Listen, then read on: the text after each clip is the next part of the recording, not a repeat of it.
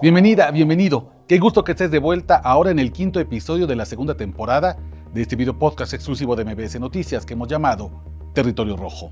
Me presento, soy Óscar Valderas, titular de la columna Nación Criminal que se transmite cada miércoles en el noticiero matutino, primera emisión con Luis Cárdenas en esta estación de radio.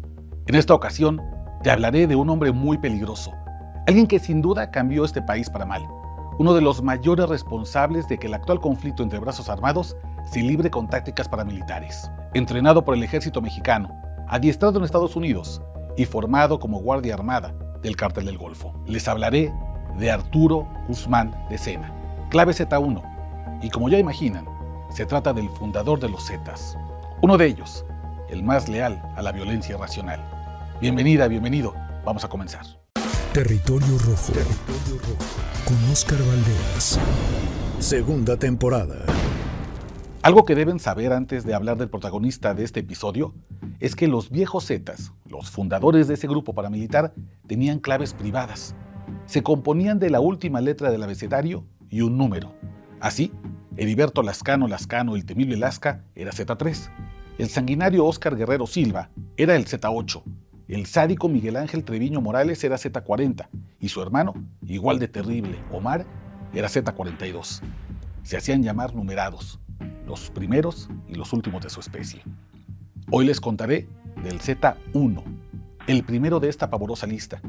Para algunos, el orden de los números tenía que ver con una jerarquía de mando dentro de la estructura criminal.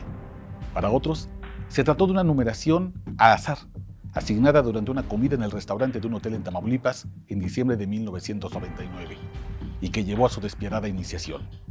Pero de eso ya hablaremos un poco más tarde.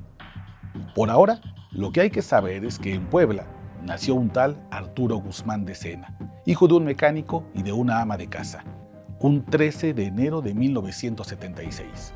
Y parece que siempre cuento lo mismo, pero de nuevo se trató de un chavalito que creció asfixiado por la pobreza. A diferencia de los narcotraficantes sinaloenses, que todo lo que veían era un monte paupérrimo, Arturo creció en zonas rurales, pero cercanas a la ciudad, por lo que desde niño vio en otros lo que él quería, pero lo que la pobreza le negaba, como ropa de marca y autos nuevos. Estudió hasta la secundaria por petición del padre. Dicen que era un tipo duro y exigente. Tanto que ordenó a su hijo inscribirse al ejército mexicano para terminar la preparatoria y asegurarse que tendría empleo de por vida. Sería un empleo mal pagado, pero no le faltaría un plato de comida caliente y una lámina sobre la cabeza. Los registros de la Secretaría de la Defensa Nacional dan cuenta que Arturo se dio de alta en el ejército mexicano el 12 de mayo de 1992, es decir, con apenas 16 años. En aquel entonces la ley lo permitía. Y habrá sido por su juventud o por su espíritu maleable que sus superiores le dieron madera para integrarlo a una unidad de élite llamado GAFE, o Grupo Aeromóvil de Fuerzas Especiales. Desde esa edad, el soldado Arturo lucía como un tipo arriesgado. Era valiente, arrojado, no cedía un centímetro en las pruebas más complejas.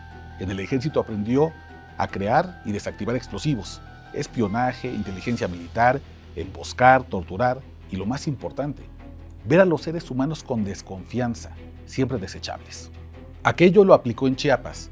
Ya con adiestramiento en las áreas más cruentas del ejército mexicano, fue desplegado en 1994 a la Sierra Lacandona para aniquilar el levantamiento armado del EZLN.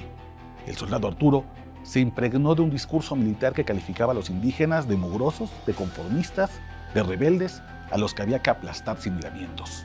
Cuentan que su batallón asesinó en pocas horas a 34 indígenas zapatistas, y tal vez sea parte de su relato fantasioso, pero narraba con orgullo que esos rebeldes los arrojó a los ríos con cocodrilos, no sin antes cercenarles orejas y nariz.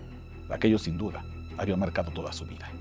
2 años más tarde fue enviado a Tamaulipas. Su misión era cuidar la frontera con Estados Unidos, pero en uno de sus recorridos por los corredores de trabajo sexual, conoció unos hombres terribles que se presentaron como el Cártel del Golfo. Y acá hago una breve pausa. Se acordarán que en la primera temporada les hablé de Juan Nepomuceno Guerra Cárdenas, o Don Juan, el pionero en el tráfico de alcohol y drogas hacia Estados Unidos en el noreste mexicano y socio del mafioso Al Capone. Su sobrino Juan García Ábrego tomó el control de ese negocio y tras su captura, el cártel quedó en manos de Osiel Cárdenas Guillén, el loco o el patrón, de quien les conté en el episodio anterior.